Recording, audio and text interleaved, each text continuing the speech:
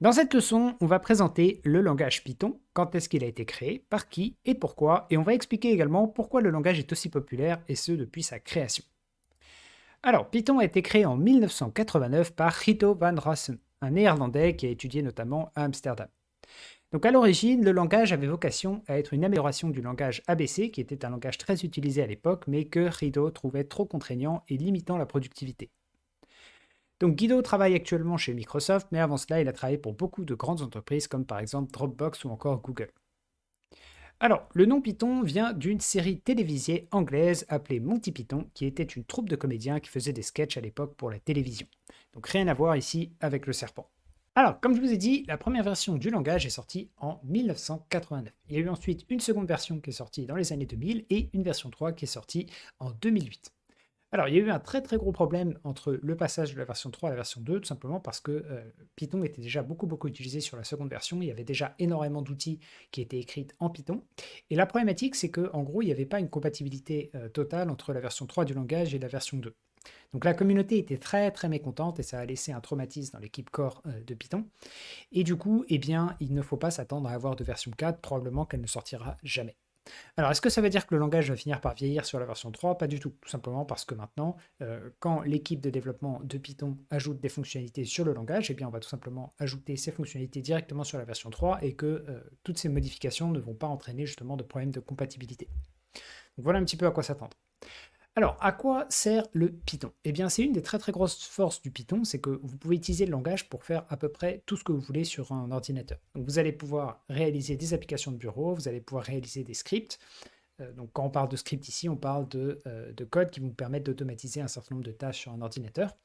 On va également pouvoir créer des applications mobiles, des jeux, des applications web. On va pouvoir mettre en place de l'apprentissage automatique ou du machine learning.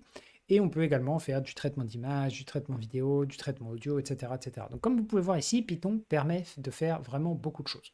Alors il est surtout très très connu pour la réalisation de scripts, pour également la mise en place d'algorithmes. Ici j'ai mis pour le machine learning, mais d'une façon générale pour des algorithmes qui sont liés plutôt au domaine scientifique. Et également de plus en plus utilisé également pour la création d'applications web, notamment avec l'utilisation de frameworks de type Flask ou Django. Alors, pourquoi est-ce que le Python est aussi populaire? Eh bien, c'est une excellente question. Le Python est très populaire déjà parce que c'est un langage de haut niveau. Et quand on parle ici de langage de haut niveau en informatique, ça ne veut pas dire que c'est un langage qui nécessite un haut niveau de compétence. C'est un langage qui est en fait plus proche de votre langage à vous que du langage machine.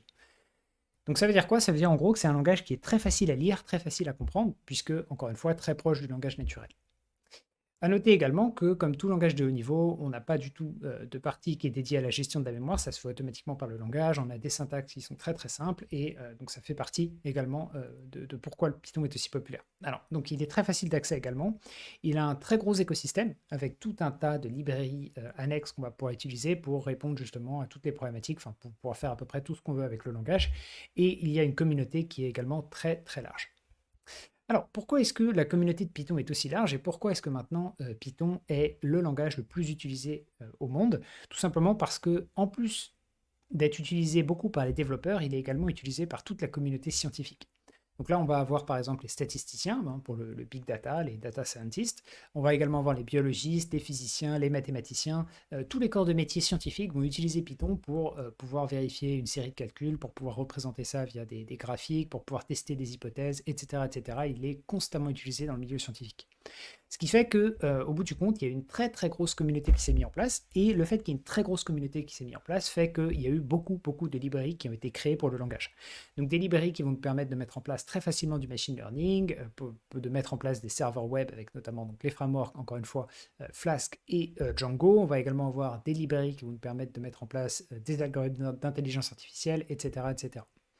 Donc le fait qu'il y ait beaucoup de librairies fait que la communauté grossit encore plus, et le fait que la communauté grossisse encore plus, eh bien, il va y avoir de plus en plus de librairies.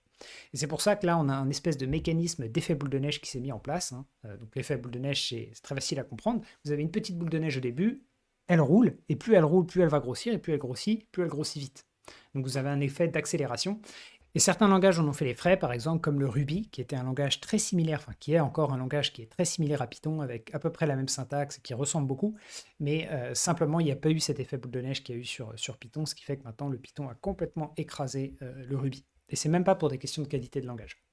Alors, de nos jours, l'écosystème et la communauté de Python est tellement grosse que ça fait partie des langages qui probablement ne disparaîtront jamais, puisque notamment c'est le langage de prédilection dans le domaine scientifique, et du coup, plus tous les scientifiques l'utilisent, et tous les nouveaux scientifiques l'utilisent parce qu'il y a tous les outils qui sont dessus, etc. etc. Donc c'est un langage qui sera amené probablement à ne jamais disparaître, au même titre que PHP ne va probablement jamais disparaître, tout simplement parce que 80% des applications web sont écrites en PHP. Donc l'écosystème a toujours besoin de développeurs PHP, et parce qu'il y a beaucoup de développeurs PHP, on écrit du code en PHP, et ainsi de suite, et ainsi de suite. Et de la même façon, pour une raison un petit peu différente, le JavaScript également ferait partie de ces langages qui ne disparaîtront jamais, mais cette fois c'est parce que c'est le seul langage de programmation qui est compris par un navigateur. Ok, donc voilà pour la petite introduction sur Python. On va, dans la leçon suivante, commencer à s'intéresser un petit peu plus en détail au langage et comment il fonctionne.